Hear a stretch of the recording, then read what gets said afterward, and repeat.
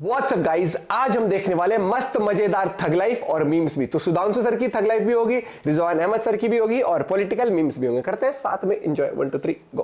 चाचू वोट दिया है? हाँ दिया है। किसको दे के आए? मोदी को। फिर ठीक है। और ओ भाई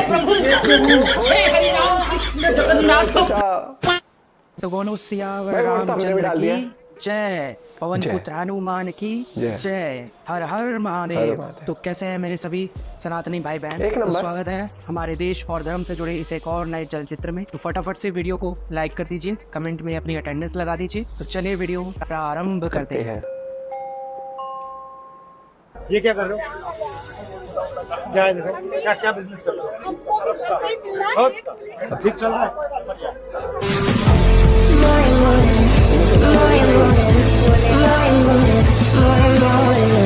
बिहार के लोगों को एक और गारंटी दे रहा हूं।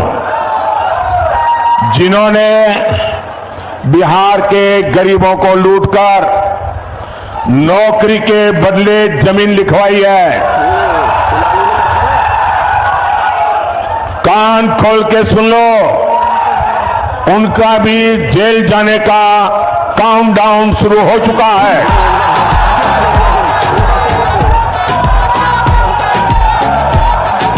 ये जैसे ही ये हेलीकॉप्टर में चक्कर मारने का समय उनका पूरा होगा, जेल का रास्ता तय हो जाएगा।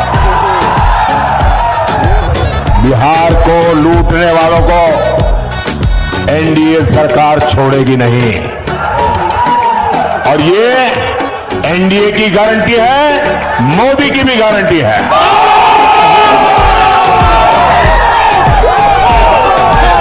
कितने कांड करके बात करने का मतलब अक्सर देखिए, विकास इतना हुआ है ना, अब विकास के विषय में अगर जो हम गिनवाने लगे तो गिनवा नहीं पाएंगे।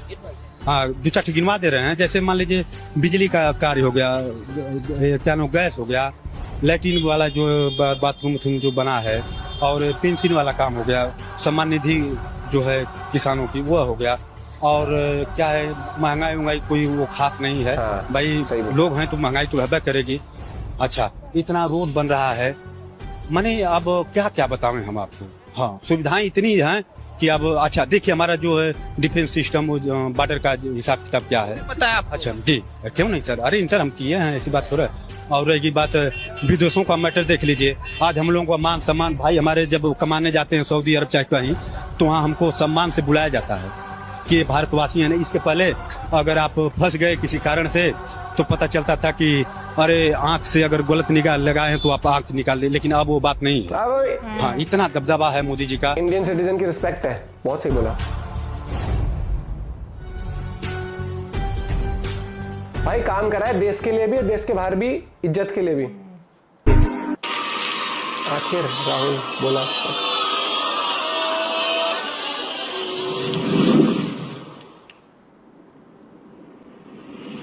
जब से मैं पैदा हुआ हूं 1970 जून 19, तब से मैं सिस्टम के अंदर बैठा। मैं सिस्टम को अंदर से समझता हूं। मुझसे आप सिस्टम नहीं छुपा सकते। कैसे चलता है, किसको फेवर करता है, किस प्रकार से फेवर करता है, किसकी रक्षा करता है, ये सिस्टम से तो सिस्टम अटैक से बाहर करता है, क्यों ये बैठे सब हैं? मुझे मालूम है, दिखता है कि मैं उसके अंदर से आया हूं। प्राइम मिनिस्टर हाउस में जब दादी प्राइम मिनिस्टर थी तब था, पापा थे, मनमोहन सिंह जी थे, तब भी मैं जाता था, तो मुझे सिस्टम अंदर से मालूम। और मैं आपको कह रहा हूं, system is aligned against lower caste,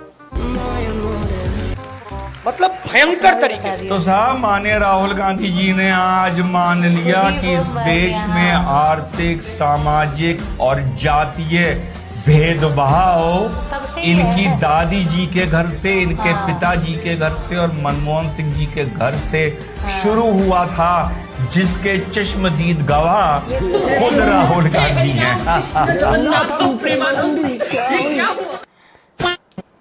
मेरे कमरे उसमें 2 सीसीटीवी कैमरे लगे हुए थे सेल में। आप ये सोच के देखो कि अगर आपके हर मूवमेंट को 24 घंटे कोई देख रहा है, आपके लिए जिंदगी जीना हराम हो जाएगा। तो 24 घंटे you have to be a good boy. अगर कुछ भी ऐसा वैसा करो तो लीक कर देंगे। आज केजरीवाल ये कर रहा था। अरे भैया तू समझा? Good boy. नहीं तू समझा नहीं।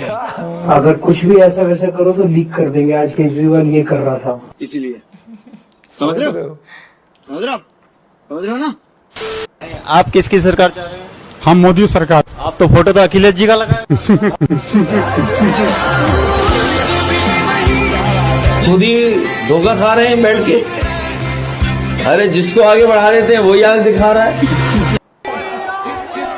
बीजेपी की रैली है।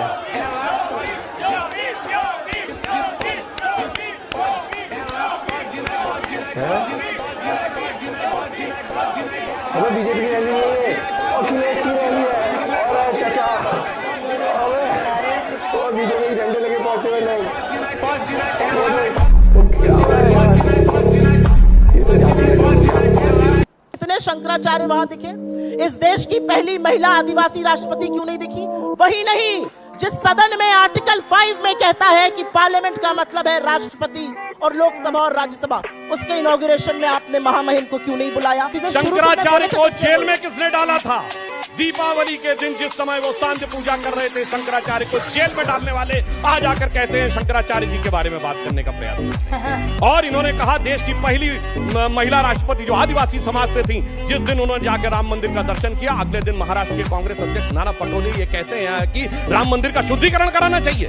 इससे बड़ा अपमान हो सकता है कि अनुसूचित जनजाति की जिस दिन महिला प्रधानमंत्री और राष्ट्रपति गई और उस दिन जाके कह रहे हैं शुद्धिकरण करना चाहिए। क्या मतलब था शुद्धिकरण का, ये बताने का प्रयास करिए। और जो मैंने सवाल पूछा था उसका जवाब नहीं आया। राम मंदिर पर न जाने वालों के तीन प्रधानमंत्री और एक युवराज बाबर की कब्र पे जाके सिजदा कर चुके हैं और यहाँ से लौटा चुके हैं, उसका जवाब नहीं आया। ये मोदी को बनारस से उखाड़ फेंकना है। ये मोदी बनारस में हार रहा है, पूरे भाजपा को पूरे यूपी से साफ कर देना है। इंडी गठबंधन की तरफ से मोदी के खिलाफ बनारस में कौन प्रचार करेगा? सर जी, मुझे लगता है कि हम लोगों को अखिलेश जी को मैदान में उतारना चाहिए, क्योंकि अखिलेश जी वहाँ से लोकल हैं। मजा आया।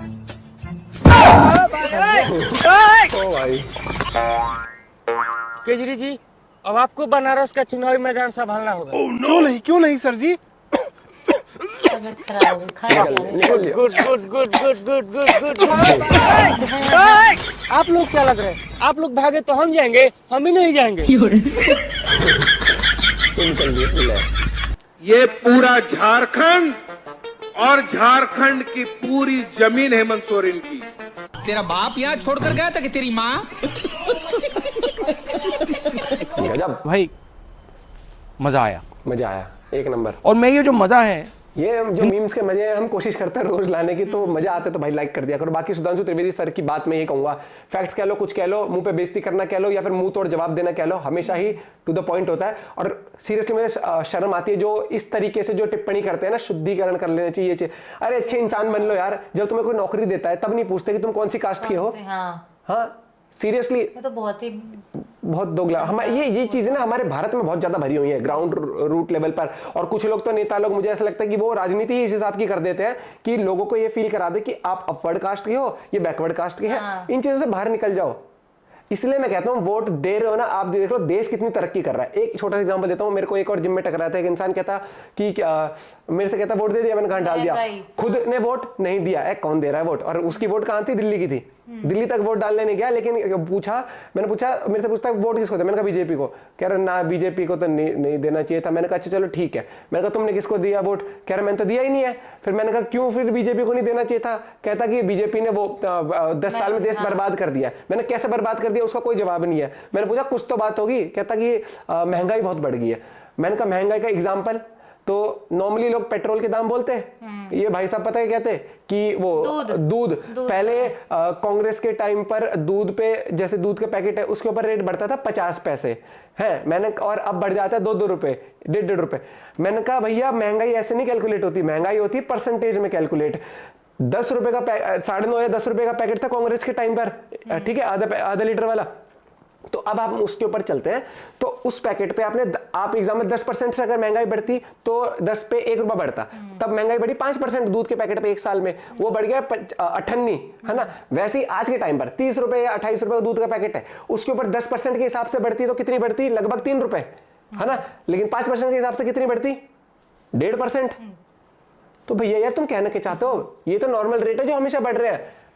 यार थोड़ा लॉजिकली चलना चाहिए यार। जो तेरे को बोल रहा था ना उससे बोल रहा जब मेरे को मानसिकता दिखती है नहीं कांग्रेस के टाइम में उसके परदादा तो होंगे कि कांग्रेस के टाइम में जो तेरे परदादा की सैलरी थी आज के टाइम में तुम्हारी सेम सैलरी है।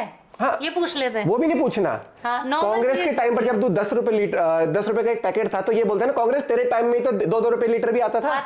हाँ। तब तो 2 रुपए लीटर आता था और अब तो 10 रुपए में आधा लीटर आ रहा है। तब नहीं बोले कुछ, लेकिन इस 10 साल में रुक जा 300 रुपए महीने की तनख्वाह थी। क्या आज 300 रुपए की तनख्वाह है? दिक्कत तो यही है, किसी के पास ये जवाब नहीं है कि 10 साल में देश बर्बाद कैसे हो गया, लेकिन ये है मुंह पे कि बर्बाद हो गया बस। सब अपने फेवरेटिज्म में है, सब अपने हिसाब से चल रहे हैं। और मैं हमेशा कहता हूं मुझे नहीं करनी राज्य की राजनीति, सबसे पहले करनी देश की राजनीति। उठाओ चेक करो कि सामने वाला जो बोल रहा है ऐसी हवा में तो हाँ, तो एजुकेशन का बहुत फर्क पड़ जाता है और गुमराह करने में और रियलिस्टिक होने में बहुत फर्क होता है। इसलिए मैं कह रहा हूँ 2-2 हजार रुपए की जिम की फीस देने वाला बोल रहा है महंगाई बढ़ा दी दूध की। वो भी छोड़ दो, एक बात बताते हैं हम, महंगाई और वो कमाई लोगों की कैसे बढ़ी है। एक और एग्जांपल दे देता हूँ, ठीक है। एक लेबर है जो मान लो घर मकान बनाने में जो हेल्प कर रहा होता है, वो पहले कीपैड फोन चलाता था। कीपैड कितने का आता था? 1200-1500 इस रेट में आते थे। आज चला रहा है वो TikTok, Instagram, reels, YouTube, touch phone चला रहा है। ठीक ठाक फोन 8-10 हजार का आता है। 1500 से वो 10 हजार के फोन पे आ गया, लेकिन तुम्हारा दूध का परसेंटेज आज भी उसी रेट पे लगभग बढ़ रही है। तो उसमें तुम्हें तकलीफ, तुम दूध चीनी में रह जाना। 800, 900, 1100 रुपए। अब तनख्वाह सबको चाहिए 60-70 हजार रुपए, जिसकी 15-20 थी उस टाइम पर। 10 रुपए का चाहिए। ये लोगों ने बहुत मड़गड़ंत बना दिया, कोई जवाब नहीं है। विपक्ष वैसे ही मुझे फेल होता हुआ दिख रहा है और उनके पास भी कोई लॉजिकल वो नहीं है कि ही नहीं। और सबसे बड़ी दिक्कत होती है, कमेंट में लिखते हैं देश बर्बाद कर दे बेचारा। अरे भैया बता तो दे यार क्या कर दिया है। ये तो क्या जो 5 किलो राशन मिल रहा है वो हिंदू को भी मिल रहा है, मुसलमान को मिल रहा है, सिख को भी, जिसको भी जरूरत है। व्हाट्सएप यूनिवर्सिटी वाले और मुसलमानों को बुरा कर दिया, फिर ये कह देंगे अरे भाई क्या कर दिया, क्या एंटी मुस्लिम कर दिया इस देश के अंदर, ये तो बता दो मुझे। मेरी दोस्त है, सबसे कम दंगे हुए अब की बार। मेरी दोस्त है, अच्छी खासी पोस्ट पे है भैया, आईटी में जॉब कर रही है, इतने बढ़िया उस पे। लोगों के पास कुछ नहीं है, दो ही चीज है कि ये तो हिंदू मुस्लिम की राजनीति करती है। चलो ठीक है, एग्जाम्पल दे दो, एग्जाम्पल नहीं होगा। ठीक है, देश बर्बाद कर दे 10 साल में, एग्जाम्पल दे दो, नहीं है। महंगाई हो गई, एग्जाम्पल दे दो परसेंटेज वाइज, वो नहीं है। रोजगार कम हो गया है, बेरोजगार हो गया। सरकार नौकरी नहीं दे सकती सबको, ये हमेशा बोला गया है। प्राइवेट सेक्टर नौकरी देगा, प्राइवेट सेक्टर, और उस प्राइवेट सेक्टर को गवर्नमेंट इंप्रूव कर सकती है, वो हो रहा है, बड़ी बड़ी कंपनी आ रही है। बेरोजगारी में एक और चीज एग्जांपल, फिर से बार बार वही, पहले जो बेरोजगारी करते हैं ना आज के टाइम पर, उनसे ये पूछो कांग्रेस के टाइम पर ये डिलीवरी करना ये सब था काम? नहीं था। और आज बल्कि रोजगार बढ़ा है, लोग डिलीवरी भी कर रहे हैं, मिंत्रा की डिलीवरी कर रहे हैं, जोमेटो की डिलीवरी कर रहे हैं, काम बढ़ रहा है। नियत होनी चाहिए, जिसके पास नियत नहीं है ना, वो अपने 10 हजार का फोन अपने बाप के पैसे पे लेके बैठ के लिख रहा है देश बर्बाद हो चुका है 10 साल में। ठीक है, तो ठाली बनने मत बनो, बात चुभेगी लोगों को। इस कमेंट सेक्शन में भी मिल जाएंगे अगर ये उनके सपोर्टर्स को पहुंच गई तो। लेकिन जागरूकता वाली बात होती है। गवर्नमेंट तो मैं नहीं कहूँगा कोई भी दूध की धुली होती है, बिल्कुल ही 100% बढ़िया होती है, लेकिन रहती हुई गवर्नमेंट को ये बोलना इसने देश बर्बाद कर दिया, तो वो मैं जानना चाहता हूँ वो कैसे कर दिया। नौकरी तो लॉकडाउन में मेरी भी गई थी, इसकी भी गई थी, हमने तो नहीं कहा कि ये मोदी ने नौकरी छीन ली। देख ले। हाँ, जागरूक बनो, नहीं बन सकते तो फिर वो गलती तुम्हारी है। एजुकेशन हासिल कर लो फिर, ताकि आप एनालिटिक्स के हिसाब से काम करो। फिर मिलते हैं वीडियो के साथ, बाय बाय, टेक केयर।